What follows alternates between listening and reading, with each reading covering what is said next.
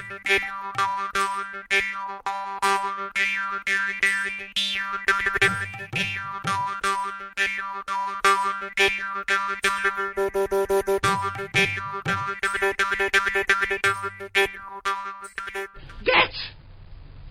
the comfy chair! Welcome to this episode of The Good, the Bad and the Odd with your host, Mark and Sam. Hi, Sam. Hello there.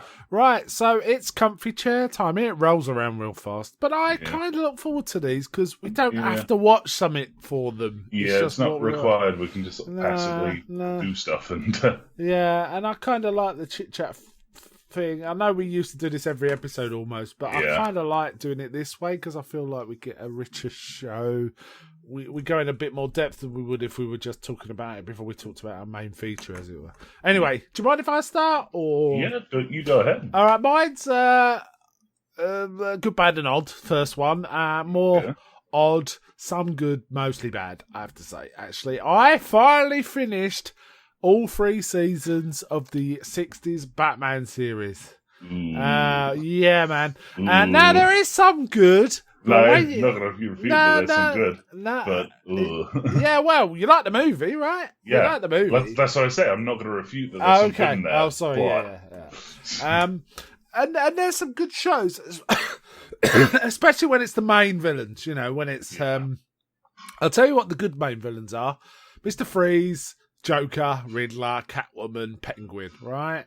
Egghead's not bad because it's Vincent Price hamming it up a lot of the time, which I think is fine. Though, that is because it's more a really good actor. Yeah, but some of the others really stink. There's ones with Joan Collins. There's ones with...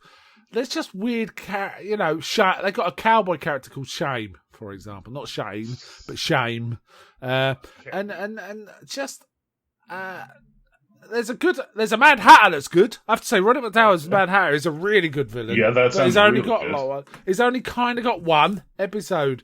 King Tut I quite like, even though that's on the goofy side. But it's the ones that no one remember that it's like, and honestly, when you watch it back to back, you kind of start seeing like, wow, they're really egging this joke on, and you kind of see what went up. Like they're constantly like, obvious ties to Batman and Bruce Wayne that everyone keeps kind of talking about but never picking up. And, the fact Alfred sounds like Alfred when he answers the phone to Batman or Bruce Wayne and things like that, right? Season 3 did have a bit more energy about it because Batgirl, so that was kind of cool. But she was a good addition, actually. But there's constant references that haven't aged well about, Batman tries to act in lights that a woman's also a vital crime for, he kind of says things that hint he's not really buying into it at all. And there's constant sort of in-jokes. And they're fine when you see them as one-off episodes, but as you watch more and more, it's like... So it was a bit of a slog towards the end, mainly because the second half was not great villains. If it had stick to the Pantheon or actually come up with decent villains, it would have been all right. Those are the episodes that pop for me. Cesar Romera's Joker is always great, and obviously Frank Gorshin and Burgess Meredith, and also Julie Newmar and Eartha Kitt are good. Yeah, I was going to say, which of the Catwoman's your favourite? My favourite is Lee Merriweather, but she didn't appear in the TV series. She was just Catwoman for the film. The only. I think Julie Newmar, because she did it so much. Eartha Kitt only had like 3 episodes, 3 stories, but she's still impactful. She was good, and it's nice to see a person of colour in a show like this. Even though she's a villain, we all know Catwoman's not quite the same as Penguin and so on. She's a different kind of... The one thing I do know about this is they basically stopped the flirting when Eartha Kitt... they stopped the back and forth. Yeah, flirting. She did not. What? Did she not put up with it? Or, no, she does flirt. She definitely does. She flirts. Batman doesn't flirt back. Oh, that's weird. I didn't notice that. I would have paid more attention. That's interesting. Anyway, I think I watched 60 odd episodes in all, something like that. So it's quite a lot. I kind of like. I know you dropped out real early when we watched it, but Yeah, I like the started, earlier it was ones. like, But the more oof. the hard, it got harder and harder the more you watch, especially without the main villains. Like, it's bad when this took place at sea. Sea for Catwoman sounds like incredible detective work Yeah. compared to what happens in the series. So, And they just have such goofy premises, like the Joker slips some legislation, or Penguin, or one of them slips some weird legislation in, and it somehow gets voted in, and suddenly he's the mayor because they accidentally voted it in. Batman said, "Well, it's the law, so we have to," and things like that. It's just so stupid. Anyway, that's weirdly parallel to the Harley Quinn show. Because Joker's now the mayor in that. So. Yeah, very true, very true. I bought the Blu-ray box set. It looks absolutely fantastic. It does look really good. And I think individual episodes are fine, but when you cram them all in, if I ever rewatch again, which I might do, I'm pretty much only going to watch the villains I liked, which is the main pantheon, and I think it's called Bookworm. He's not Mad Hatter, he's Bookworm. Mad Hatter is in it, but Roddy McDowall's character is called Bookworm, and he's great, is Roddy McDowall, right? So that really worked. There is a Mad Hatter one, and they're okay. They're not great, but they're okay. Anyway, back to you. Okay, so my first one is actually a board game that I've been playing with my friends called Root. Now, it takes place in this sort of fairy tale-esque land. It's a lot of little cutesy anthropomorphic woodland creatures that are fighting over dominance of the woodlands. So there's you got four. It's basically a big sort of map, and there's paths between points, which are like the villages. These are like little woodland creatures. And then you got your four factions. There's the cats, which are capitalist overlords. There's the eagles, who are like an oligarchy basically. There's the wandering raccoon, like Ronin character, who plays solo as opposed to playing like a faction. And then there's the free peoples, like who are like just trying to break the shackles of everyone. And it's this very fun little, not really a war game, but it's like Risk Light. You basically just roll 2 dice, and whoever's the attacker gets higher dice, and that's the fight. But each of the factions does like a different thing, and all of the art for it is adorable. You gotta look up some of the art for the Root. It's amazing. Hello? Hello? Sorry, I hit mute again. I'm always doing this. I'm leaving that in because that was me. I don't know how I hit mute, but I do. This sounds right up my street. This, we occasionally mention board games, but we are a board gaming family, really, right? Yeah, we do. When we get together, we play a lot, and I have a big stack of board games behind me, like a wall of board games. And you have quite a few too, right? Yeah, I've got quite a lot myself. Yeah, Root is one my friend got. It's really good. I might. Would you recommend it? Because if you do, I'm going to buy it. Yes, highly recommend it. Okay, yeah. The last one I got, we really liked, and you knew it before I got it, which was the Quacks of Quedlinburg, right? Yes, that's a really great good one. But this, I mean, just looking at the box, it's like, that box alone is very nice. That's one of the appeals of board games, isn't it? The design element is a big appeal. I mean, the game's still got to be a solid game, but when it looks nice, you really enjoy it. You revel in it, don't you? Roots. Yeah, it's kind of become a franchise almost. Like, there's quite a few expansions for the base game. Okay. So, like, you can get different sort of end goals as the Wanderer. Just more factions getting added on. So I know that at one point the beavers get added because there's a river that's running through. They can travel the river instead of just the normal paths. That sounds cool. And then there's also like a tabletop RPG, like a D&D style game for it. Oh, where you play okay. And the woodland folk. But the Root is. I'm looking at the box. It says a game of woodland.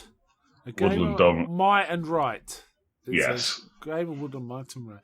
And that's the base game, right? That's the base Yeah, that's the base. Because I'm looking at one called the Marauder expansion as well. Yeah, that's one of the expansions. Yeah, and there's a few others. Yeah, I might buy it. I might just put it on my Christmas list for someone else to buy for me. But I'm kind of... it looks great. It looks great. I'll see if any of my board gaming friends have got it, because if they have, I can try it. I highly recommend giving it a go. Yeah. I really enjoyed it. But if you can... I take your recommendation straight on, you know? If you recommend a game, I know it's going to be good. So I'm kind of... Yeah, I like that. Board game, I mean. I'm not sure about video games sometimes. Well, we got different tastes in video games, but board games, we're quite similar, aren't we? Yeah, great. That's a great one to know about. Okay. Anything else to say about that? Or no, you go ahead with your My first, one your second. is an odd one, but this time we're talking good, right? And I actually watched this for another podcast called the United Nations of Horror. Me and Jason, who do that podcast now, just decided to do it. And it's from the early 70s. It's a British horror film. I say horror film. And it's called Psychomania. Have you heard of this? No. Okay. It's the best zombie bikers from hell movie you'll ever see, right? Okay. With the exception of maybe the guys from Mandy. I'm not sure about it. But this is... right, I actually have a book, and I posted a link, a picture of the quote from the book. I have a book on folk horror, and the first line... He actually has a chapter on Psychomania because it's borderline folk horror. And his first sentence he says is, Psychomania, by any metric, is not a good film. However... Psychomania is terrific. That sums it up, right? It's mental. George Sanders, who was actually in the Batman series as one of the versions of Mr. Freeze. There was 3 different Mr. Freezes, but he played Mr. Freeze in one of the versions.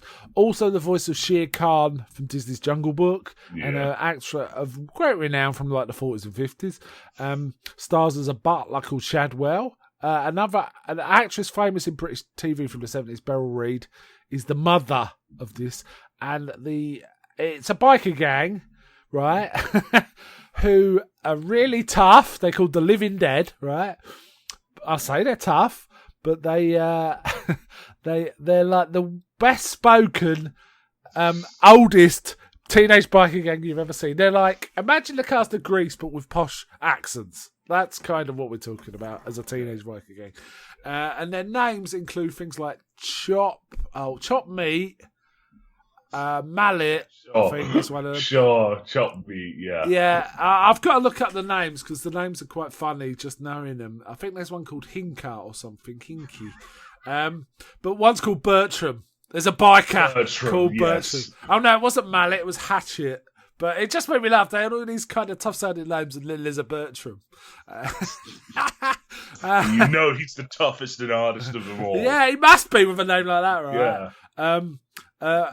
Chop Meat is... Did I say Chop Meat? Chop Meat is one of them. Gash is That's you try and give Bertram a nickname. Yeah. Chop Meat, Gash, and Hinky. Hinky is one of them. Anyway, they also have this kind of cool sort of helmet design, so it looks a bit like a skull, which you've also seen in the poster.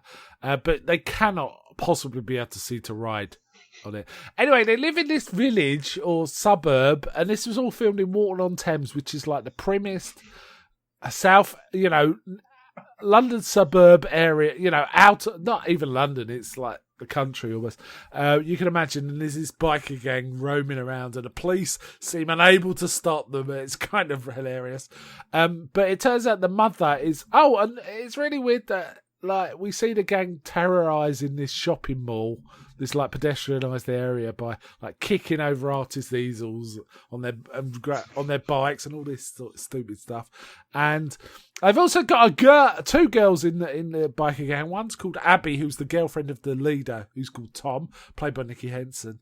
But there's also another character called Jane, who's the only one who's got like a red leather jacket, and she wears knee-length white leather boots as well. Sure. Platform boots, platform of shoes. Course, Yeah. It'd be and silly otherwise. essentially, Tom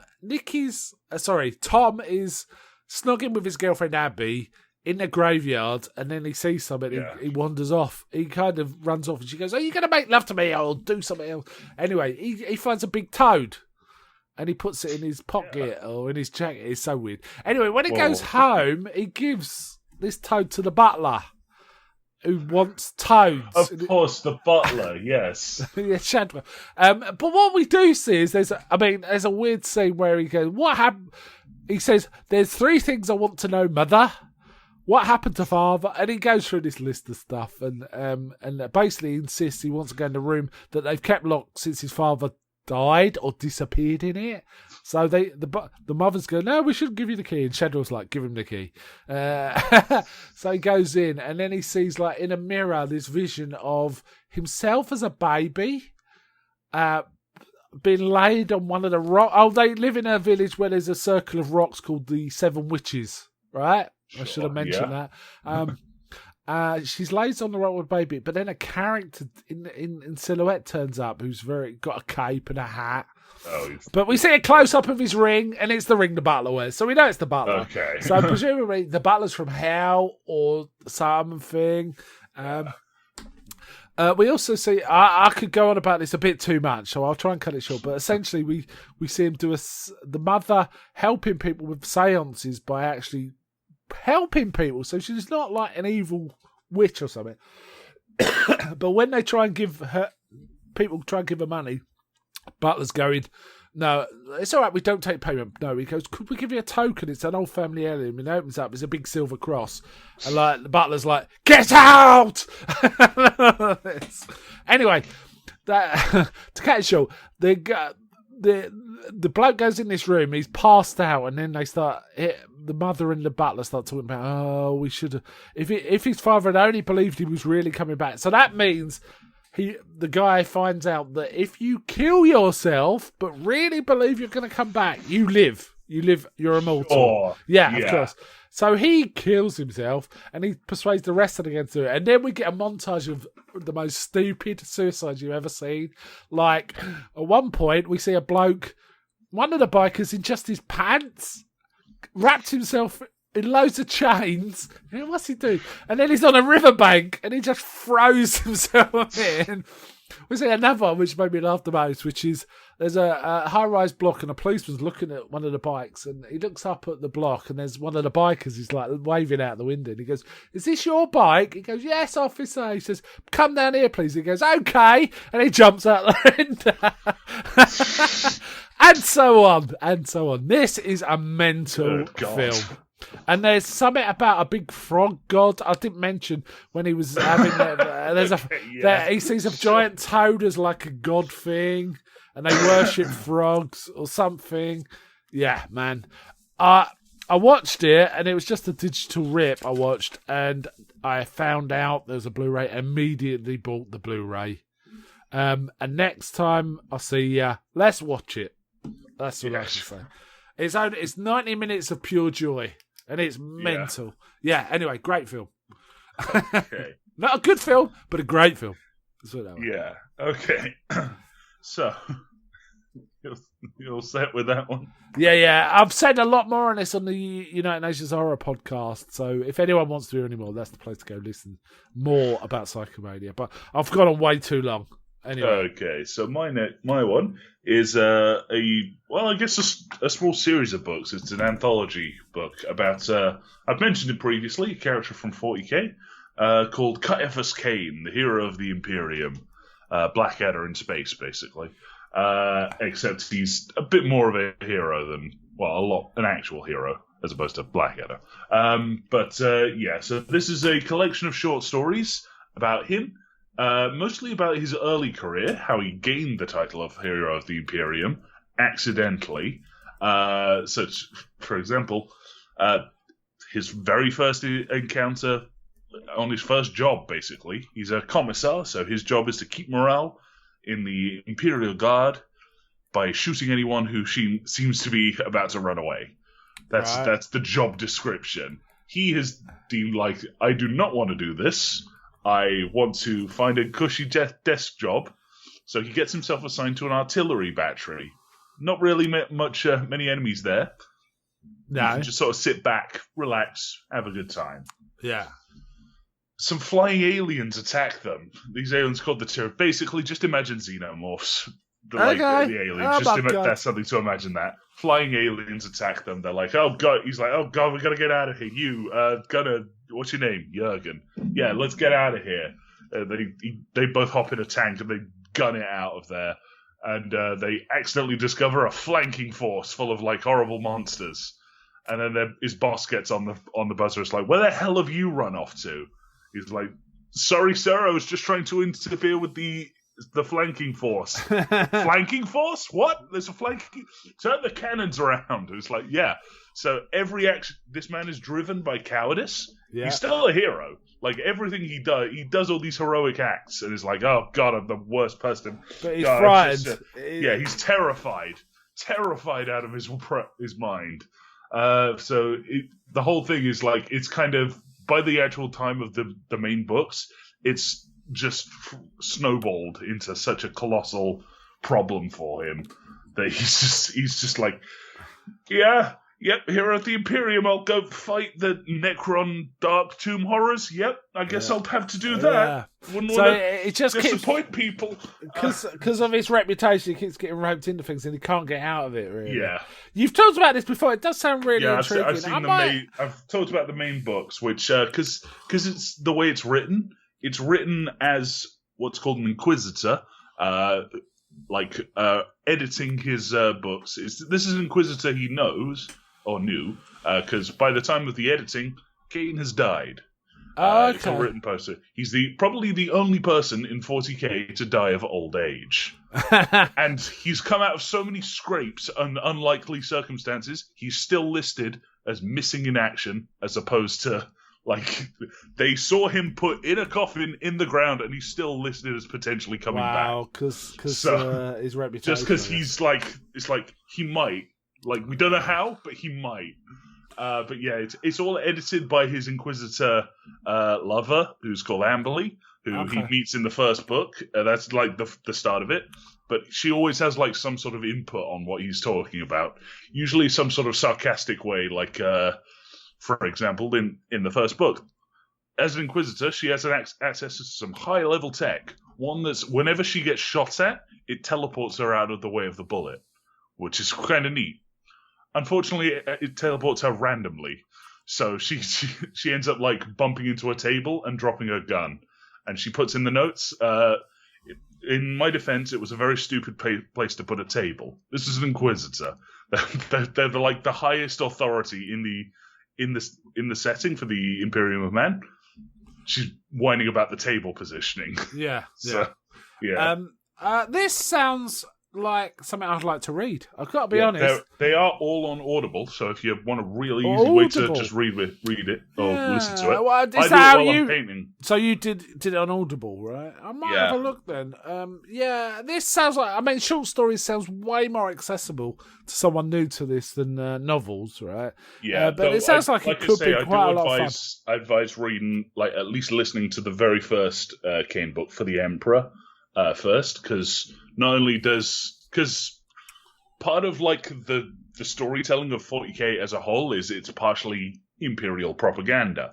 Okay. And the average Imperial person doesn't know anything about the aliens or demons or much about the wider world. So the Inquisitor actually puts in a lot of notes about what the various things Kane mentions are. So it's like, I was fighting the Tyranids and this, that, and the other. And he's like, yeah, Tyranids, these aliens that consume biomass from planets. They're slowly like creeping in on the universe. Okay. Sort of thing. Just having a look. I'm not seeing Hero of the Imperium. Oh, that's his title. Is it called For the Emperor? Oh, yeah, but what's the one we're talking about? The anthology. Just the Caiaphas Kane anthology. The anthology. Oh yeah, I can see that. That's weird. It says by Sandy. Hold on. Sandy Kane, yeah. Sandy Mitchell. I thought Alex Stewart wrote the books. There's a few. Oh, okay. Sandy Mitchell might be a pseudonym. Oh, Yeah. okay. So it might be Yeah, several. Sandy Mitchell is the 10 pseudonym of hours. Alex That's Stewart. definitely listenable. Yeah. I was thinking it might be 50 hours or something, but No. It's not like a brick of a book, and like I say, it's just short stories. The anthology. okay. So it's really just it's kind of Yeah, really. I it's kind of simple. like short stories. Yeah, Yeah. I like the form. Okay, cool. That sounds good.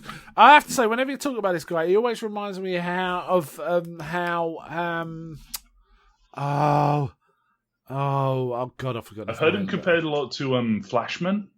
Yeah, a bit of So, Flashman. I also yeah. think he sounds like the way Ash, in Evil Dead, Ash is kind Yes. of was originally written as a coward, but Ash Yeah. kind of grew past that. He just got so fed up, he stopped being a coward, didn't he? And Yeah, he just got so terrified, he got beyond it.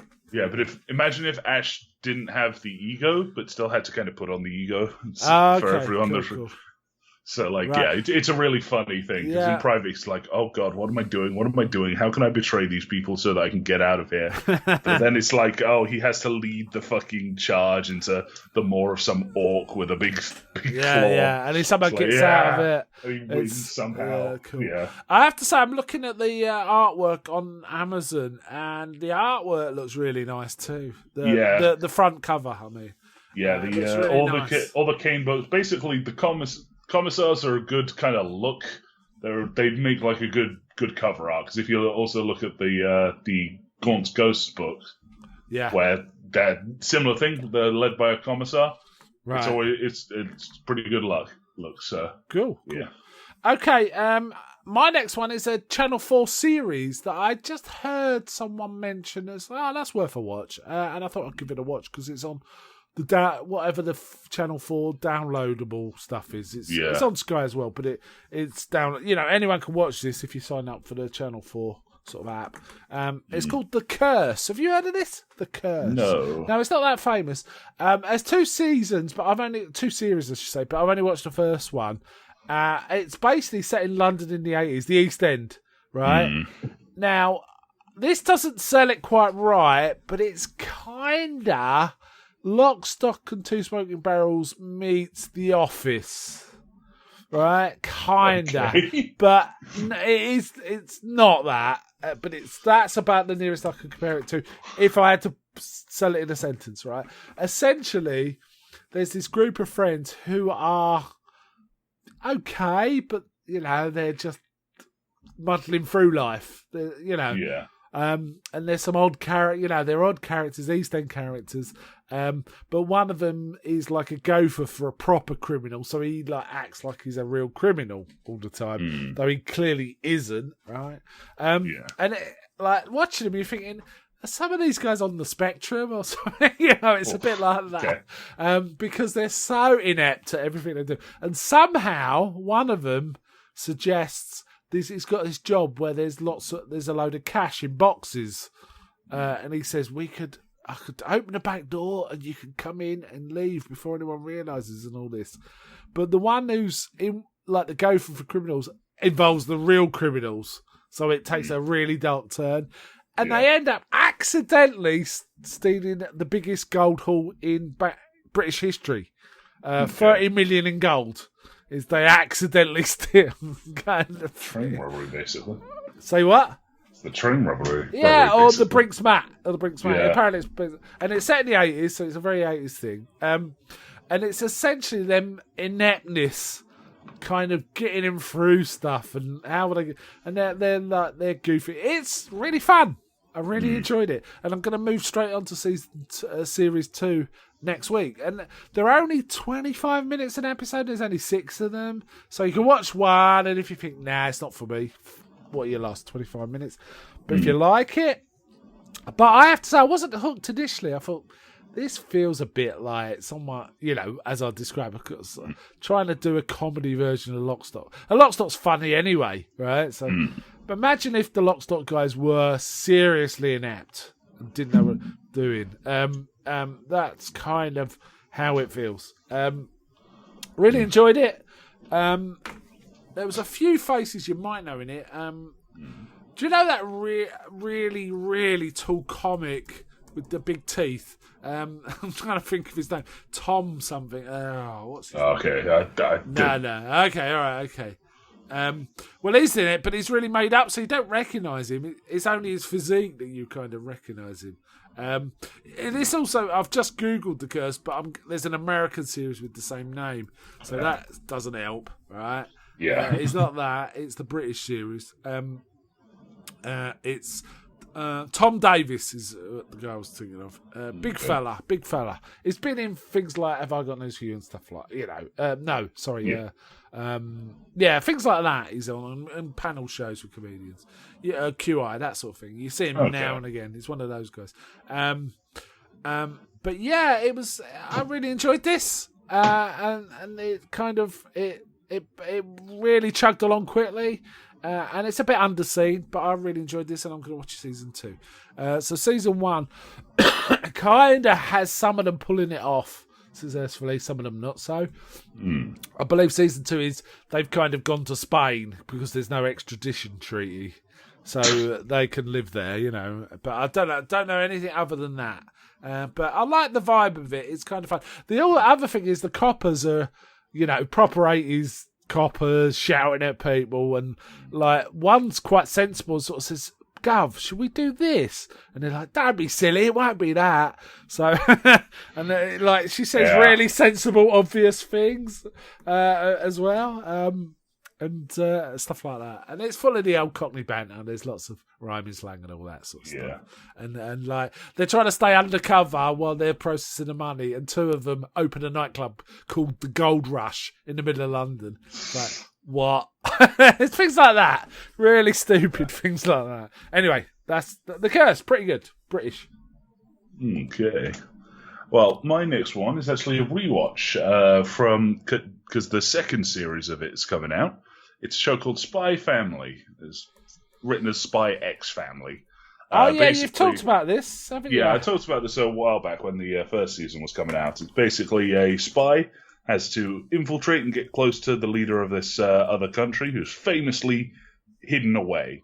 The plan is that he'll adopt a child, get this child into a very high-ranking school that this like politician's kid is also at, and use the kid as like a bridge to get to the guy. Yeah. First, he's got to get the kid. Well, he accidentally picks up a psychic child who immediately knows what's going on. You have talked about this one, right? I have definitely talked about this. But yeah, it's a rewatch, and it's a really fun show. Highly recommend it. Just the shenanigans that the spy dad has to go through to try and get everything working, and especially because the kid is kind of stupid, so she's not getting the good school results that she needs to get close to the kid, the kid of the politician, and it's just the spy dad's constant panic attacks to try and make everything right. Yeah. Okay, that sounds all right. I mean, you've talked about it before. I've mentioned this before. It's really fun. Yeah. Highly recommend it. So it's an anime, isn't it? Yeah, it's on Crunchyroll if you listen to something there. Oh, that sounds all right. Yeah. My next one is a series I've been meaning to watch for a long time, but I wanted to get all the Star Trek out of the way first, right? Because it kind of felt like it might have been instrumental in persuading the Star Trek people to actually do a Star Trek show rather than a show called Star Trek, which isn't really a Star Trek. You know what they did? You know, like they did with Discoveries. It's The Orville. I watched season 1 of The Orville. Really enjoyed it. I thought it was really good. It's a really good show. Wasn't quite what I expected because I thought it was basically a comedy version. I thought it would be more like Lower Decks. It's kind of. I thought it was going to be a direct comedy, but it is a comedy. There is funny. It's funny. It's a very funny show, but it's a comedy drama, right? Comedy, and the actual stories are sensible and heartfelt. The characters are good. There's some really interesting stuff. I mean, in very early episode, there's a thing about gender. With the role show, which was like, wow, I wasn't expecting this in this show. But they did it well, tastefully, and they even address head-on religion in the very last episode in quite a direct and interesting way. There's nothing I don't like about it. I just really like it, and it feels like a good alternative Star Trek show. And I've heard it just gets better and better. I've heard season 4 is fantastic, for example. So I will be continuing this. Unfortunately, I've got several rewatches going on at once at the minute. Yeah. I'm combining it with Buffy season 6 and Deep Space Nine season 3. So I'm kind of I'm trying to juggle all three, but I'm trying to do it so that I basically try and cram one of them, then I cram the next one. Because cramming feels better. You get a better feel for the show when you do it that way. But yeah, I really enjoyed Orville season 1. 12 episodes, very solid. It's on Disney Plus, so pretty easy to consume. As virtually everything I watch seems to be Disney Plus these days. I mean, I've been watching Ahsoka. I've been watching Futurama. I've been watching Loki. You know, they're all Disney Plus. We'll discuss that later. Okay. So Orville season 1, really, really enjoyed it. Better than it had any right to be, honestly. I believe it didn't get good reviews because some of the critics say, now this is kind of a weak parody or homage, and they don't really know what they're doing with it. But no, I disagree. I think they I have some complaints about it. It didn't really have the characters down for most of the first season. Yeah, I agree with that. They were some of the lesser characters were there more for comic effect, wasn't they? But having said that, they brought one who was there for comic effect. They gave him a whole episode to prove himself in season 1, and it really worked. So you know. But yeah, I think it's going to get better and better. Well, my next thing is actually Loki. But we've only... you mean season 2? Or... Yeah, I watched first episode of season 2. I was going to say, this is really good. I like the new characters that they've added. It's got a touch of the Doctor Who Groundhog Day thing, isn't it? Yeah. Yeah. I like the premise of Loki's just sort of snapping back and forth through time. Yeah. It reminded me of a few other shows, but it's its own beast. Have you watched? I watched episode 2 last night. Did you watch it? I've not watched episode 2. That was good Yet. Yeah. Okay. Because it's I all really like Kihei Kwan. Yes. Oh, he is terrific. Ouroboros, isn't he? Yeah. OB.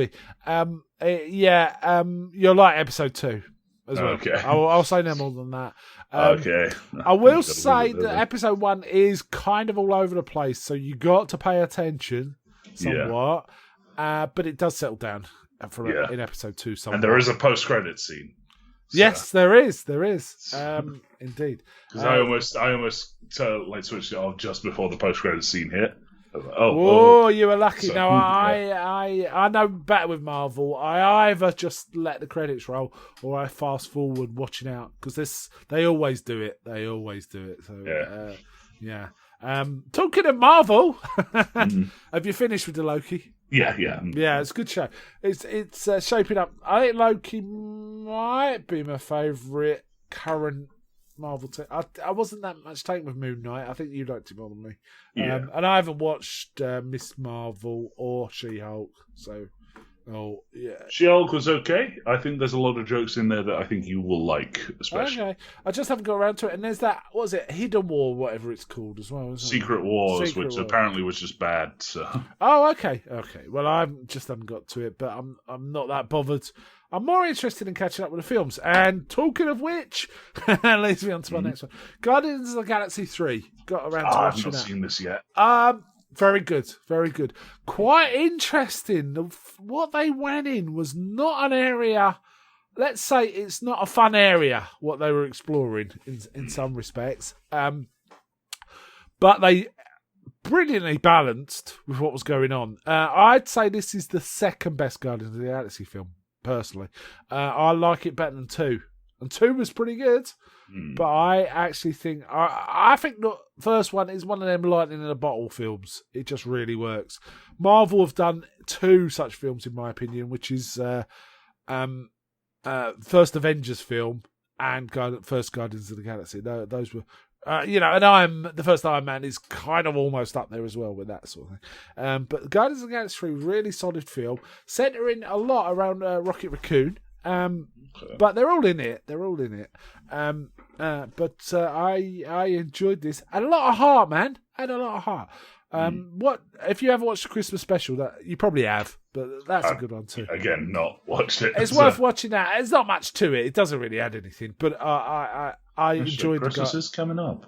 So. Yeah, the Christmas special is pretty good. And I'd watch that before you watch this, if you're going to watch the Christmas special. But you don't have to. You can just go to Gardens. Yeah, that's free. Very, very solid. It filled its time really well. No point did I look at my watch or any of that business. It was thoroughly engaging and entertaining, and I always liked visiting this universe.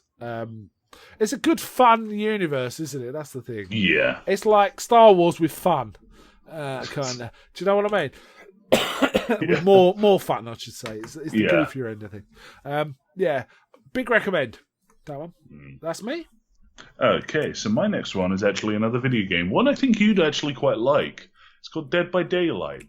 It's an asymmetric multiplayer game where one person plays as a killer, and 4 people play as survivors. They're trying to escape. They're trying to fix generators that will allow them to open a door that lets them escape from the sort of area. Oh, is it like a video game escape room kind of thing? Not really. Oh, okay. Because the objective is kind of just the generators. You just sort of do. Basically, you have to stealth your way away from the killer and perform these generators. But you get like a quick time event every so often. You fail that, the generator makes a popping sound. The killer now knows where you are. And this game is very, very popular. Now, it's got a lot of licensed characters as well. So, for example, the newest character they just put out was the Xenomorph. Wow. It really is like isolation then.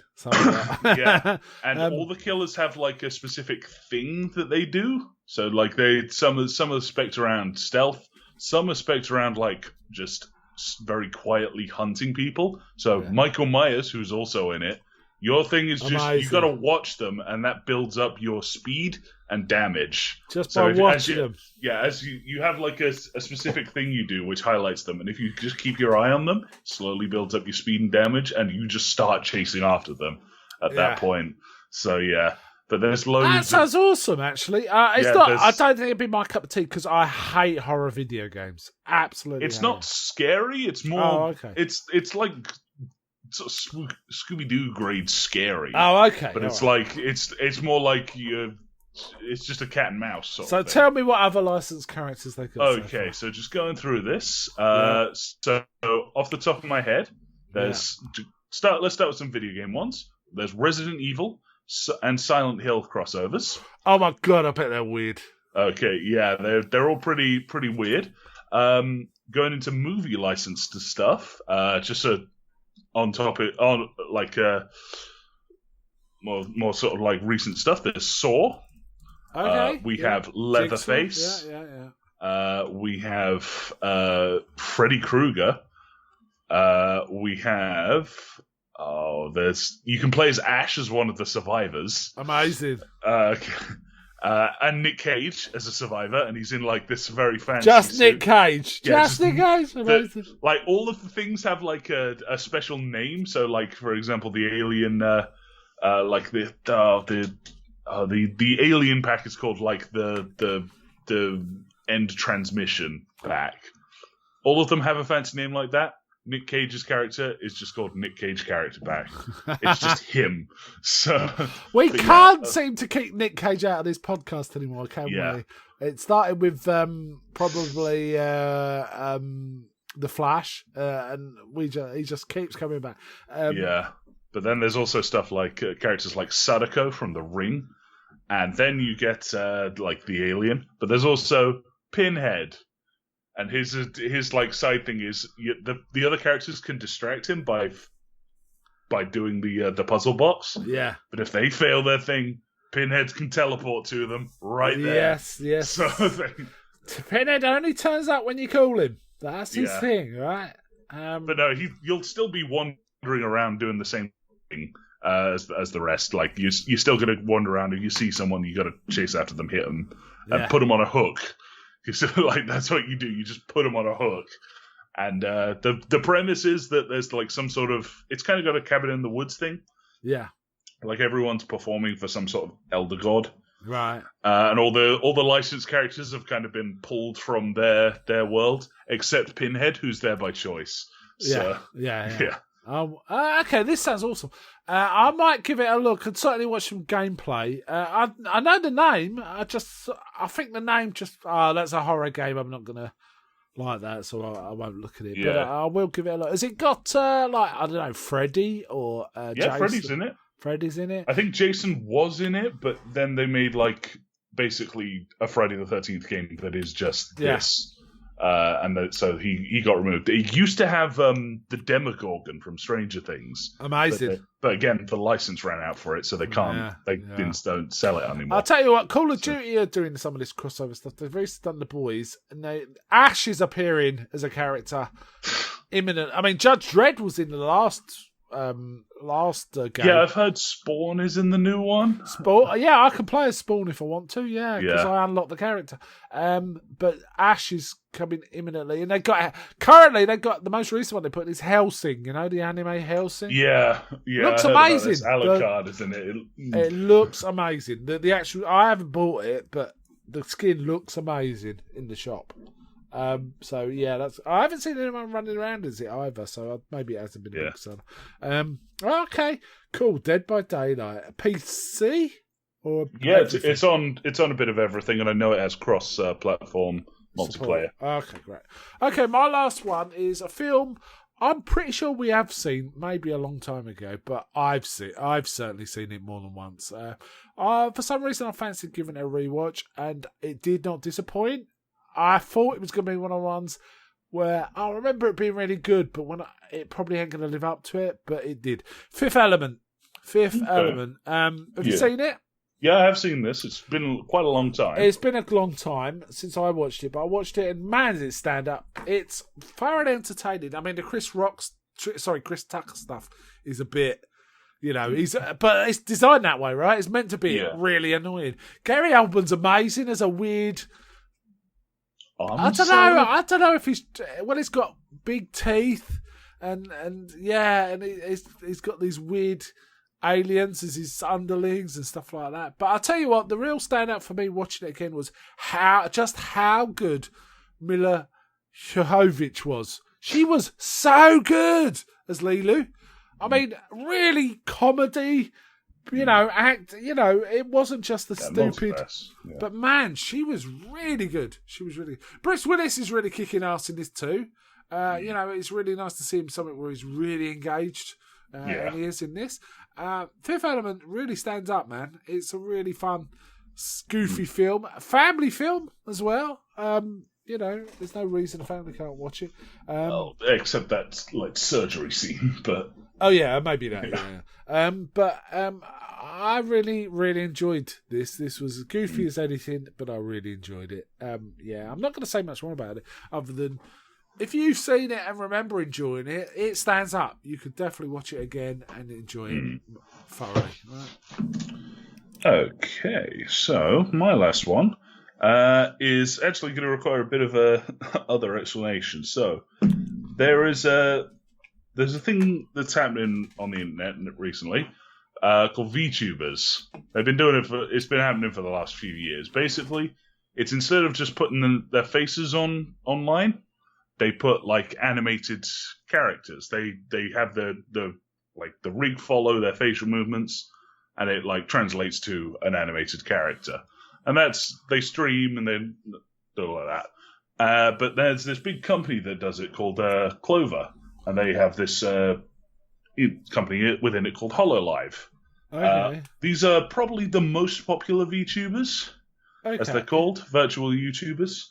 What I've been playing is a game called HoloCure, which is a free fan game based on Vampire Survivors. Okay. And it's weirdly engrossing because all the different characters play completely differently. And it's really fun and really just eats your time because it's just I'll just play around, and you've so many waves into the game, and it's I can a bit longer. I just need one more item, and it'll finish the build, and it'll I'll be Yeah, able it's always to, the way. But then you come across, there's this other thing, and I can start there's this other other character thing. that I can play that plays a different way, and that sounds really fun. And And if I get that one, I only need one more, and I can do that, and it goes on. it just spirals. But it's another like I said, it's Vampire Survivors, so you just sort of pick up enhancements. So like you get a laser that automatically shoots sideways. All your attacks will just automatically happen. Right. Some of them you can direct. Okay. So, So in your explanation, I got a bit confused about the name of this. What's it called? It's called Hollow Cure. Hollow Cure, C-U-R-E, right? It's HOLOCURE. As one word. Okay. Okay. So this is So basically, you play as one of the VTubers. Right, I'm confused. Is it like a browser-based game, or is it's you get it off Steam. It's a full game. download. It's like a game. Okay, I understand. Yeah, so it's like a shoot 'em up. Okay. But you like I say, you pick up different weapons that are all firing automatically. So there'll be like lasers that shoot sideways, and just an area of effect kill. Something that will attack the nearest enemy, that sort of thing. Yeah. And they just all automatically fire off, and some of them combine, and then you can pick up more stuff, and then it gets even stronger, and it just kind of spirals. Yeah. Yeah, that's how to get you. It's all this. There are multiple ways you can improve. Yeah. And like, But I've got one space, one and run. I've got one of these. Oh, okay, right. It's like you do a run, you get I think it's like 4 weapons max, but again, some combined, which leaves you with more space.